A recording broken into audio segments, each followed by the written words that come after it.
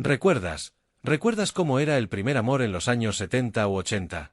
Esa chispa inicial que te hacía sentir diferente, ese cosquilleo en el estómago que hoy parece un cuento de hadas. Era distinto, muy distinto a cómo los jóvenes de hoy viven sus primeras pasiones. Era una época sin pantallas táctiles, sin mensajes instantáneos, sin la inmediatez que ahora lo consume todo. Permíteme llevarte de la mano a ese tiempo, a ese universo donde cada mirada, cada palabra, cada encuentro, lo era todo. Un viaje al corazón de una generación que supo amar con la lentitud de un vinilo girando y la intensidad de una canción dedicada en la radio. Un viaje a la memoria de aquellos primeros latidos que, quizás, todavía resuenan en algún rincón de tu alma. ¿Acaso el amor de entonces, forjado en la espera y alimentado por la imaginación, no era más profundo, más real, precisamente por su paciente construcción? Era una experiencia donde la anticipación jugaba un papel tan crucial como el encuentro mismo, donde cada pequeño gesto se convertía en un universo de significado. Donde la ausencia, lejos de ser un obstáculo, avivaba la llama de la añoranza, tejiendo en el alma una historia que hoy, con la velocidad de un clic, parece imposible de replicar. Un amor que se cocinaba a fuego lento, con la mirada como mensajera, el silencio como cómplice y el corazón como único testigo. En aquellos años, la paciencia era una virtud cultivada, casi un ritual. El cortejo no era una carrera de velocidad, sino una danza lenta, un vals de miradas furtivas en el pasillo del instituto, de sonrisas cómplices a la salida de clase. No existían los vistos de WhatsApp que te delataban al instante, ni las historias de Instagram que te contaban cada movimiento de tu objeto de deseo. Todo era más misterioso, más velado. Una nota doblada cuidadosamente en varias partes, que pasaba de mano en mano hasta llegar a la tuya, con una pregunta escrita con bolígrafo Bic azul: ¿me acompañas al cine el sábado? La adrenalina de descifrarla, de sentir esa pequeña hoja de papel entre tus dedos como el tesoro más grande, eso era parte de la magia. Y luego estaban esas llamadas telefónicas. ¡Ay, las llamadas! No había móvil personal, no señor. Estaba el teléfono fijo de la casa, anclado a la pared del recibidor o en el salón, un cordón umbilical que te unía al mundo exterior, pero también a la vigilancia parental. Tenías que esperar el momento perfecto, cuando no estuvieran tus padres, o cuando creyeras que tenías algo de privacidad. Cada tono demarcado era un latido del corazón que se aceleraba. Y si por casualidad contestaba su madre o su padre, el protocolo era estricto: «Hola, soy, tu nombre, ¿está su nombre, por favor?». El sudor frío que te recorría la espalda mientras esperabas la respuesta era parte inalienable de la experiencia. Si te decían un momento, el mundo entero se ralentizaba. Si te decían que no estaba o había salido, la decepción era un puñal, pero también la certeza de que tendrías otra oportunidad. Porque el amor de entonces se construía sobre la perseverancia. Los encuentros no eran espontáneos, ni se coordinaban con una aplicación. Se planeaban con días de antelación, a veces con semanas. Un plan para ir al centro, para dar una vuelta por el parque, para sentarse en un banco y simplemente hablar, o simplemente estar. Cada cita era un evento, una ocasión que se preparaba con esmero. Elegir la ropa adecuada, peinarse con esmero, perfumarse ligeramente, cada detalle importaba. Y la espera antes de la cita, esa agonía dulce, esa mezcla de nervios y emoción, era casi tan intensa como el encuentro mismo. Te asomabas a la ventana, mirabas por la mirilla, esperando ver esa figura aparecer al final de la calle. Y cuando lo hacía, cuando vuestras miradas se cruzaban, era como si el tiempo se detuviera. Las cartas eran otras embajadoras de los sentimientos. No eran mensajes rápidos ni emoticonos. Eran hojas de papel perfumado, a veces con un dibujo en la esquina, escritas con letra cuidada, donde cada palabra se elegía con mimo. Se hablaban de sueños, de miedos, de lo que no te atrevías a decir cara a cara. Esas cartas se guardaban como tesoros, se leían y releían, sus palabras se convertían en promesas y en refugios. Un sobresellado era el mensajero de un mundo interior, un puente entre dos almas que se tejía con tinta y papel. Y la respuesta era esperar no horas, sino días, con una impaciencia que hoy sería incomprensible. Aquella lentitud obligaba a la imaginación a volar, a construir escenarios y diálogos en la mente. Lo no dicho, lo no inmediato, era a menudo lo que más alimentaba la llama. La expectativa era el combustible constante de la ilusión. La distancia no era un impedimento, sino un lienzo sobre el que pintar fantasías, un espacio para soñar despierto con el próximo encuentro, la próxima mirada, el próximo roce inesperado de manos. Y esta construcción a fuego lento, basada en la sutileza de los gestos y en la profundidad de la espera, dejaba una huella indeleble, una cicatriz hermosa en el alma, de lo que un día fue el primer amor. Una vez que la chispa se había encendido y la paciencia había labrado su terreno, ¿dónde germinaba este primer amor? ¿Dónde se daban cita estos encuentros tan esperados y cuidadosamente planeados? Los lugares no eran meros escenarios, eran cómplices silenciosos, testigos de miradas nerviosas y sonrisas robadas. Eran santuarios de la intimidad en un mundo que aún no entendía la sobreexposición. El cine de barrio, ese templo de sombras y sueños, era quizás el epicentro de muchas de estas historias. No el multicine ruidoso e impersonal de hoy, sino la sala con butacas de terciopelo gastado, el aroma a palomitas y moqueta, el proyector que hacía ruido al inicio de la película. Sentarse juntos en la oscuridad, la mano rozando la otra por casualidad en el reposabrazos, cada suspiro de la película resonando con la propia emoción. El primer beso, a menudo, no ocurría durante una escena romántica, sino en el clímax de la anticipación, cuando las luces parpadeaban antes de encenderse y el corazón latía a mil. La película, fuera cual fuera, se recordaba no por su trama, sino por ese instante fugaz de conexión. Y después estaban los parques. Ah, los parques. Con sus bancos de madera, sus árboles centenarios que parecían susurrar secretos, sus caminos de grava que crujían bajo los pies. Un paseo por el parque era una oportunidad para hablar sin el corsé de las miradas ajenas o la prisa. Podías sentarte en un banco durante horas, observando la gente pasar, pero en realidad, solo tenías ojos para la persona a tu lado. Era el lugar de las confesiones susurradas, de los planes futuros imaginados en voz baja, de la mano que se buscaba y se encontraba entrelazada, protegida por la discreción de la naturaleza. Era inocente, puro, y cada rincón del parque se impregnaba de un significado especial, una memoria táctil de palabras y silencios compartidos. Los bailes escolares, ya fueran en el gimnasio del instituto o en el salón parroquial, eran eventos de magnitud casi galáctica.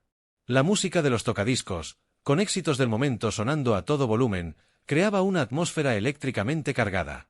Era la ocasión para lucir tu mejor atuendo, para cruzar miradas al otro lado de la pista de baile, para invitar con valor, o con una timidez abrumadora, a la persona que te gustaba a mover los pies al ritmo de un lento. Ese primer baile, con las manos temblorosas en la cintura del otro, sintiendo la cercanía sin atreverse a más, era un microcosmos de emociones. El contacto físico, tan poco común en el día a día, se multiplicaba por 1000 en significado. Una coreografía de gestos mínimos que lo decían todo, bajo la atenta, y a veces indiscreta, mirada de los amigos. Más allá de lo escolar, para los un poco mayores, las discotecas con sus luces estroboscópicas y su humo artificial eran el siguiente nivel. Con nombres como Estudio 54, aunque fuese una versión local, Pachá local o simplemente la discoteca, estos lugares ofrecían un velo de sofisticación y libertad. El pulso vibrante de la música, el murmullo de las conversaciones que se perdían entre los ritmos, el baile como forma de expresión y de acercamiento. Las noches allí eran una mezcla de euforia y ansiedad, buscando la oportunidad de bailar con esa persona especial, de hablarle por encima del estruendo, de compartir una copa de refresco mientras el mundo giraba a su alrededor. Las luces de neón pintaban de colores una atmósfera mágica, irreal, donde el primer amor podía florecer bajo un halo de misterio. Y, por supuesto, no podemos olvidar la plaza principal del pueblo o la ciudad. El corazón palpitante de la vida social, el lugar de encuentro por excelencia. Tras la misa del domingo, o en las tardes de los fines de semana, la plaza se llenaba de gente, y entre el ir y venir, las miradas se buscaban y los encuentros casuales se orquestaban con precisión de relojero. Dar un paseo por allí, ver y ser visto, era parte del ritual. Un helado compartido, una charla improvisada en la puerta de la iglesia, o simplemente sentarse en un banco, observando el discurrir de la vida, y la vida se sentía mucho más vibrante con esa persona a tu lado. Cada monumento, cada fuente, cada farola de la plaza se convertía en un marcador de momentos invaluables. Finalmente, y no menos importantes, estaban las casas de los amigos. Escondites seguros, refugios donde las conversaciones fluían con menos restricciones. Reuniones en el sótano, jugando a las cartas o escuchando música, donde la tensión del primer amor se percibía en el aire, a menudo sin que los adultos se dieran cuenta. La complicidad del grupo de amigos creaba un ambiente de aparente inocencia, pero debajo de la superficie, las interacciones entre los que sentían algo especial eran infinitamente más significativas.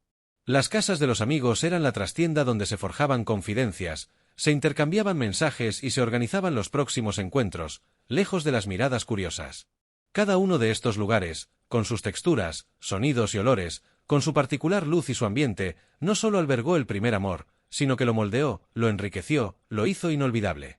No eran solo espacios físicos, eran paisajes emocionales, grabados a fuego en la memoria colectiva de una generación que supo que el amor, en su forma más pura, también se encuentra y se cultiva en el mundo que te rodea. En medio de estos escenarios, urbanos y rurales, florecía la inocencia, la pura y cristalina inocencia del primer amor. No existía la presión de mostrarlo todo, de documentar cada paso en redes sociales. De hecho, la sobreexposición habría sido impensable. Todo se vivía desde la discreción, casi desde el secreto a voces. Los primeros acercamientos estaban teñidos de una timidez que hoy parecería anticuada, pero que entonces era la esencia misma del romance. Un simple cruce de miradas en el pasillo, que duraba apenas un segundo, podía desatar una tormenta de emociones. La voz se entrecortaba al preguntar la hora, las mejillas se encendían al recibir un cumplido, y el corazón parecía salirse por el pecho ante la más mínima interacción. Los nervios eran una constante, un compañero fiel de cada intento de acercamiento. Tomar la mano por primera vez, ¡qué acto de valentía! No era algo que se hiciera sin más. Era un momento premeditado, un gesto cargado de simbolismo. Quizás en la oscuridad del cine, por casualidad, o en un paseo por el parque, cuando la conversación llegaba a un punto en que parecía natural buscar ese contacto. Y al final, al lograrlo, la descarga eléctrica era total. Un simple roce de piel que se sentía como el universo entero. Las manos sudaban, las palmas se aferraban con una mezcla de delicadeza y desesperación, y ese gesto, tan elemental, lo decía todo sin necesidad de palabras. Era una promesa silenciosa, un acuerdo tácito de un sentimiento que comenzaba a florecer. Y luego, el primer beso. Ah, el primer beso. No era un acto trivial, ni un mero trámite. Era el clímax de semanas, a veces meses, de miradas, de sonrisas, de cartas, de llamadas furtivas. Era casi un rito de iniciación, esperado con una mezcla de anticipación y temor. Solía ser un beso casto, tierno, quizás torpe, cargado de emoción y de inexperiencia. No se buscaba la espectacularidad, sino la conexión. En la puerta de casa, bajo la farola, en un baile lento, en la penumbra de un rincón. Cada primer beso se grababa a fuego en la memoria, no solo como un recuerdo, sino como un hito. Era el punto de no retorno, el sello de un sentimiento que empezaba a tomar forma y profundidad. La significación de estos gestos sencillos era inmensa. Un beso no era un beso, era el universo. Una mano tomada no era una mano tomada, era el inicio de un camino. Este tipo de inocencia, esta ternura en los gestos, contrastaba drásticamente con la celeridad y la exposición de las relaciones modernas. Hoy, todo parece ir a la velocidad de la luz. Las conversaciones se dan por escrito, las relaciones se validan públicamente en plataformas digitales, y los encuentros físicos a menudo buscan una gratificación instantánea. En los años 70 y 80, la pureza de esos sentimientos iniciales residía precisamente en su delicadeza, en su respeto por los tiempos del otro, en la construcción lenta de la confianza y el afecto. No había necesidad de exhibir el amor, de validarlo con likes o comentarios. Su valor radicaba en lo que se sentía, en lo que se vivía en la intimidad y en la discreción. El romance se desarrollaba en un espacio personal, a menudo ajeno a la intromisión de terceros o a la presión social externa. Los pasos eran más lentos, permitiendo que cada emoción se asentara, que cada nuevo descubrimiento sobre el otro fuera un acontecimiento. No había un guión preestablecido dictado por las modas momentáneas. Se aprendía a amar a la persona que tenías delante, con sus virtudes y sus defectos, sin la necesidad de que encajara en un molde idealizado por las redes. Esta autenticidad, esta pureza de intención, otorgaba a esos primeros amores una profundidad que trascendía el tiempo. Eran sentimientos que se cocinaban a fuego lento, que dejaban una marca indeleble, no por su intensidad explosiva, sino por su dulzura persistente. La vulnerabilidad era aceptada como parte del proceso. La incertidumbre sobre si serías correspondido, si ese nerviosismo era mutuo, si tu inocente coqueteo sería bien recibido. No había una forma de stalkear a la otra persona para conocer todos sus intereses y aficiones de antemano. Todo era un descubrimiento, un misterio que se desvelaba poco a poco. Cada conversación era una oportunidad para conocerse, para compartir, para entender al otro sin la distracción de un mundo digital que compite constantemente por nuestra atención. Se miraba a los ojos, se escuchaba con atención, se interpretaban las señales no verbales con una perspicacia que hoy en día, con tanta mediación tecnológica, parece haberse perdido un tanto. La inocencia del primer amor en aquella época radicaba también en la ausencia de expectativas artificiales. No se buscaba la perfección inalcanzable, sino la conexión genuina. Los defectos eran parte del encanto, las peculiaridades eran lo que hacía a la otra persona única y fascinante. Se amaba lo que se descubría, lo que se construía día a día. La belleza residía en la imperfección, en la espontaneidad de los sentimientos que surgían de forma natural, sin filtros ni retoques. No había una curación de la imagen, una fachada que mantener. Éramos, simplemente, nosotros, en nuestra forma más pura y vulnerable, aprendiendo a navegar por el complejo y maravilloso mundo de las emociones junto a otra persona que sentía lo mismo. Y esa pureza, esa ternura, es lo que hace que esos recuerdos sigan siendo tan nítidos y emocionantes, incluso décadas después. Un amor forjado en la calma, en el respeto por los tiempos, en la valentía de los pequeños gestos, y en la profunda significación de lo que hoy parece más sencillo, pero que entonces lo era todo. Pero el primer amor no se escribía solo en cartas o se bailaba en plazas. Tenía su propia banda sonora, una melodía que resonaba en el corazón y que, aún hoy, al escucharla, nos transporta directamente a aquel rincón del pasado. La música y las canciones del primer amor en los 70 y 80 no eran un mero acompañamiento, eran el lenguaje de lo inexpresable, el cómplice de los silencios, el catalizador de emociones que el balbuceo adolescente no podía articular. Cada canción era una historia, cada coro una promesa, cada estrofa un eco del sentimiento que apenas comenzaba a florecer. Imaginemos por un momento la escena, un tocadiscos, con la aguja deslizándose suavemente sobre el vinilo, o para los 80, un radiocasete con los botones cuadrados y robustos. Las baladas románticas eran las reinas indiscutibles de este universo afectivo. Canciones que hablaban de amores imposibles, de despedidas, de encuentros furtivos, de declaraciones apasionadas. Recordamos a un Roberto Carlos susurrando ¿Qué será de ti? O a Camilo Sesto con esa voz desgarradora en Vivir así es morir de amor. Eran himnos que daban permiso para sentir con una intensidad arrolladora.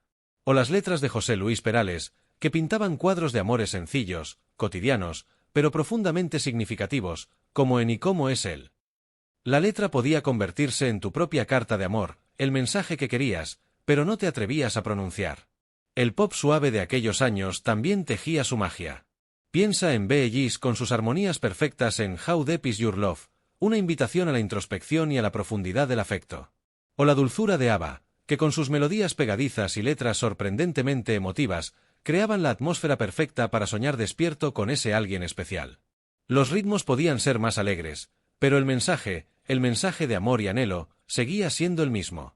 Eran la banda sonora de los paseos cogidos de la mano, de las risas nerviosas en el asiento trasero del coche de un amigo, o de la pura contemplación del otro. Y luego estaba el rock suave, que también tenía su espacio las dedicatorias, con bandas como Journey y su eterno Don't Stop Believin', o Foreigner y Want to Know What Love Is. Estas canciones aportaban una capa de dramatismo y de anhelo épico a las emociones juveniles. La fuerza de la instrumentación se unía a letras que exploraban la búsqueda del amor verdadero, la incertidumbre, la esperanza. Escucharlas en el coche, con la ventana baja y el viento en la cara, hacía que cada viaje pareciera el inicio de una gran aventura romántica. Una de las manifestaciones más puras de la música en el primer amor era el casete grabado. ¡Ah, el casete! No había Spotify, ni listas de reproducción compartidas. Armar un casete era un arte, un acto de amor y dedicación. Horas frente a la radio, esperando la canción perfecta, grabando con el dedo listo para el rec y el pause, luchando contra el locutor parlanchín, que se empeñaba en hablar sobre la introducción o el final de tu canción favorita. Seleccionabas las canciones que creías que hablaban por ti, aquellas que le dedicabas silenciosamente a esa persona, o aquellas que sabías que le gustaban a ella. La carátula se decoraba a mano, con dibujos, pegatinas, mensajes secretos. Entregar ese casete era entregar un pedazo de tu alma, un mensaje encriptado, una declaración de amor sin palabras. Era un regalo cargado de significado, un compendio de tus sentimientos más íntimos, tangible y personal. Y las dedicatorias en la radio eran un fenómeno cultural. Llamar a la emisora, a veces con timidez, a veces con una audacia recién descubierta, para pedir una canción y dedicarla a esa persona que sabes quién eres, o con nombres y apellidos, a sabiendas de que todos tus amigos, y con suerte, esa persona especial, estarían escuchando. La expectativa, la emoción de oír tu nombre o el suyo, seguido de y va para ti, de parte de alguien que te quiere o que te admira mucho, era un subidón de adrenalina que no se comparaba con nada. La radio se convertía en un altavoz de los corazones adolescentes, un confesionario público donde los sentimientos se hacían universales por unos minutos. Y, por supuesto, los bailes lentos. El momento cumbre en cualquier fiesta o guateque. Cuando la música cambiaba de un ritmo rápido a una balada, el aire se llenaba de electricidad. Era la oportunidad más cercana al contacto físico, a sentir la respiración del otro, a acunarse en sus brazos. Con las luces bajas, la música envolviéndolo todo, dos mundos se unían en un movimiento suave, un balanceo hipnótico. Un roce de mejilla, un susurro al oído, la mirada perdida en los ojos del otro. No había necesidad de habilidades de baile complicadas, solo de presencia, de cercanía, de dejar que la música dictara el ritmo de los latidos. Estas canciones no solo se escuchaban, se vivían. Se convertían en el telón de fondo de los recuerdos más preciados, en el eco de las primeras promesas, en el bálsamo para los primeros desengaños. La música no acompañaba, profundizaba las emociones, les daba forma y permanencia. Se enraizaba tan profundamente en el alma que cada nota de esas canciones se convertía en un portal al pasado, un suspiro de lo que fuimos, de lo que sentimos, de ese primer amor que nunca se olvida. Pero este viaje emocional y musical no se hacía en solitario. El primer amor, en los años 70 y 80, era una experiencia íntimamente ligada a la comunidad, a la tribu. Y por tribu me refiero al círculo de amigos, esos cómplices inseparables que compartían las alegrías, los dramas y las expectativas de cada nuevo romance. La interacción social no era una opción, era una parte fundamental, casi un requisito, para que el amor pudiera, no solo florecer, sino también sobrevivir. No había Instagram para anunciar un estado de relación, pero sí existía el consejo de sabios de tus mejores amigos, cuyas opiniones, para bien o para mal, pesaban como el oro. El grupo de amigos era el primer confidente, el depositario de secretos inconfesables. En reuniones en la casa de alguien, en los bancos del parque o en la mesa del bar, se compartían los detalles más íntimos. Me miró, me sonrió, ¿crees que le gustó? Cada nueva interacción con el objeto del deseo era analizada quirúrgicamente, desmenuzada palabra por palabra, gesto por gesto. La interpretación colectiva era crucial. Un sí, claro que sí, se le nota de los amigos era un espaldarazo de confianza que te impulsaba a dar el siguiente paso. Un no sé, a lo mejor te lo estás imaginando, podía provocar una noche de insomnio y una reevaluación completa de la estrategia. La camaradería era tal que el amor de uno era, en cierto modo, el amor de todos. No solo se compartían secretos, se daban consejos, a menudo basados en la propia, ilimitada, experiencia o en las teorías románticas extraídas de las películas y las canciones. Debería llamarla, ¿qué le digo si me llama? Le compro flores. Las preguntas fluían y las respuestas eran un crisol de audacia y cautela. Los amigos funcionaban como un pequeño ejército de asesores sentimentales, animando al valiente, consolando al desilusionado y, a veces, instigando al tímido. Había un sentido de responsabilidad mutua en el éxito o fracaso de las aventuras amorosas, el bienestar emocional de uno era motivo de preocupación para todos. Las crisis se vivían en grupo, las celebraciones eran colectivas. Y, por supuesto, los encuentros grupales eran la norma. Era impensable, casi grosero, irse con tu pareja y abandonar al resto. Las citas a solas eran un bien preciado, y a menudo, difícil de conseguir. La mayoría de los encuentros se planificaban en grupo, ir al cine todos juntos, dar una vuelta por el centro, ir a un concierto o a un baile donde se cruzaban grupos. Esto no solo ofrecía una especie de cobertura a los jóvenes enamorados, sino que también permitía que la aprobación del grupo fuera tácita. Si le caías bien a los amigos de tu pareja, medio camino estaba hecho. Si no, la relación podía complicarse, enfrentar más obstáculos y presiones sutiles. La validación social era una fuerza poderosa. La opinión de los amigos podía influir de manera decisiva, tanto positiva como negativamente. Un amigo que no veía con buenos ojos tu relación podía sembrar dudas, o incluso ser fuente de conflictos. Pero, por otro lado, un amigo que apoyaba fervientemente tu elección podía ser un defensor invaluable, un puente que ayudaba a superar las reticencias iniciales. Los chismorreos, los comentarios, los apodos relacionados con tu pareja, todo contribuía a moldear la percepción de la relación puertas adentro y puertas afuera del romance. La presión de grupo, si bien existía, solía operar más como un termostato social que como un dictador. Si el amor era verdadero, los amigos solían acabar aceptándolo, incluso defendiéndolo. Existía una especie de código de honor entre amigos. No te metías con la pareja de un amigo, y si había problemas, se tendía una red de apoyo incondicional. Las rupturas eran casi tan dolorosas para el grupo como para los directamente implicados, y los amigos del ex a menudo optaban por mantenerse neutrales, o en caso de lealtades muy definidas, separaban aguas. Esta camaradería y este sentido de comunidad alrededor de estas primeras experiencias amorosas eran esenciales. Ofrecían un laboratorio de pruebas para las emociones, un espacio donde aprender a relacionarse, a negociar, a expresar sentimientos, todo bajo la atenta y a menudo ruidosa supervisión de tus iguales. Las amistades servían como caja de resonancia para los primeros flirteos y las primeras desilusiones.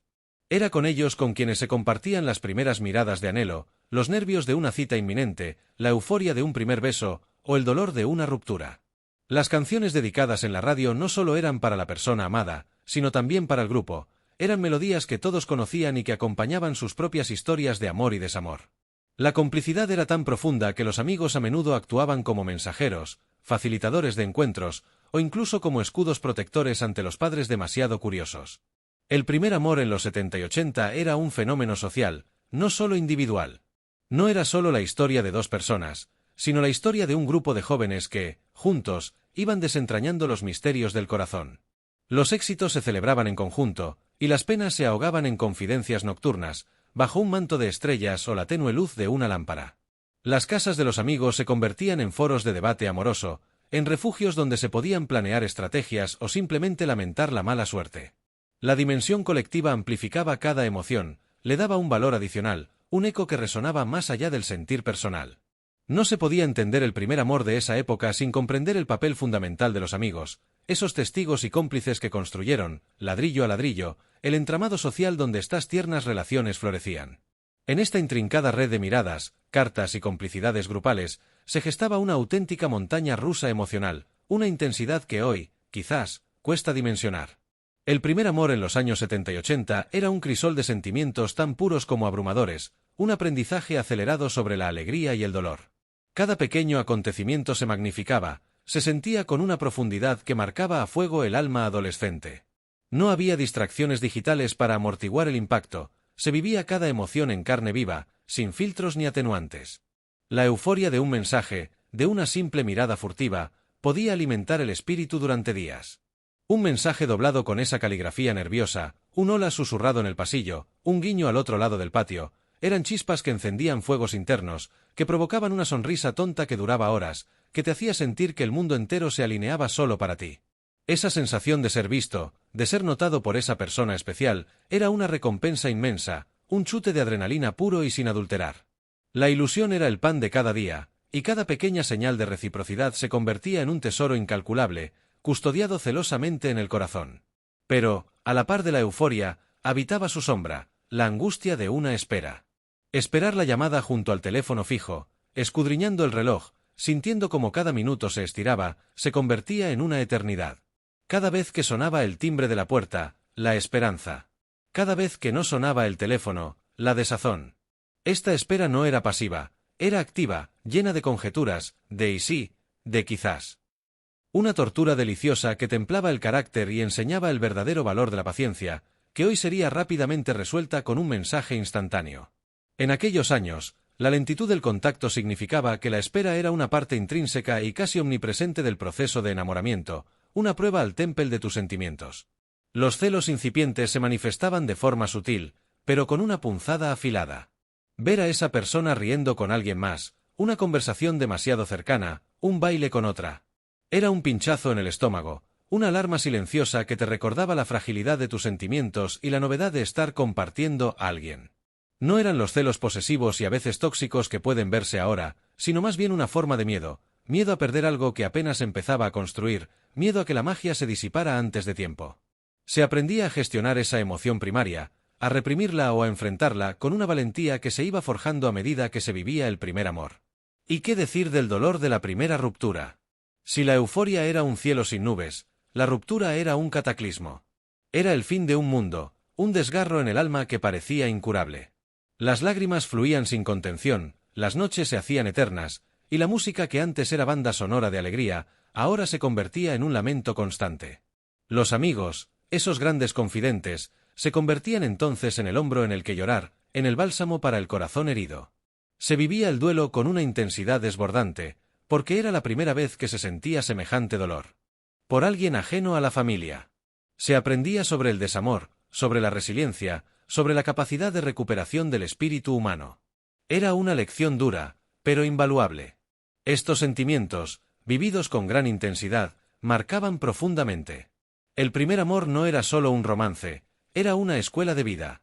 Se aprendía a leer las señales no verbales, a interpretar los silencios, a valorar la importancia de una palabra a tiempo o de un gesto de apoyo. Se aprendía sobre uno mismo, sobre tus propias vulnerabilidades, sobre tu capacidad de amar y de ser amado, sobre la fuerza para superar la adversidad. Era un autodescubrimiento constante, un espejo en el que se reflejaban las facetas más inexploradas de la personalidad. La autenticidad y la profundidad de estas vivencias radicaban precisamente en esa ausencia de mediación, en esa desnudez emocional. No había espacio para la superficialidad o para el disimulo. Las emociones eran lo que eran, crudas, reales, palpables. Las lágrimas eran verdaderas, las sonrisas genuinas, los suspiros sinceros. Esta visceralidad hacía que cada experiencia dejara una huella imborrable, no solo como un recuerdo, sino como parte constitutiva de la persona en la que te estabas convirtiendo. El primer amor, con todas sus luces y sus sombras, fue el primer gran maestro de la vida emocional. Te enseñó a volar y a caer, a reír y a llorar, a desear y a renunciar. Te dejó cicatrices, algunas dulces, otras amargas, pero todas ellas formaban parte de un legado emocional que forjó la complejidad del ser adulto. Y ahora, después de este viaje nostálgico por los pasillos de la memoria, de haber revivido el aroma de las cartas y el latir de las baladas, después de sentir la timidez de una mano buscándose y la euforia de una llamada esperada, me gustaría lanzarte una pregunta que se ha cocinado a fuego lento en este recorrido. ¿Cómo crees que estas vivencias, esta forma pausada y profundamente sentida de experimentar el primer amor en los 70 y 80, ha moldeado a la persona que eres hoy? ¿Crees que esa construcción lenta, esa paciencia forzada y esas intensas emociones a flor de piel forjaron una manera particular de entender el amor?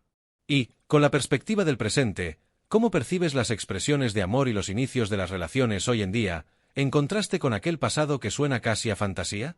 Tómate un momento para pensarlo, para dejar que esos recuerdos afloren y conecten con tu presente. Porque el primer amor, no importa la década, es siempre un punto de inflexión.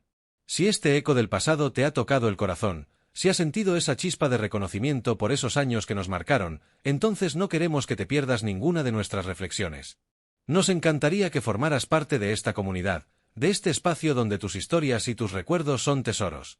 Suscríbete y acompáñanos en este viaje de honrar la esencia de lo que fuimos, de lo que sentimos, y de cómo todo eso nos trajo hasta aquí.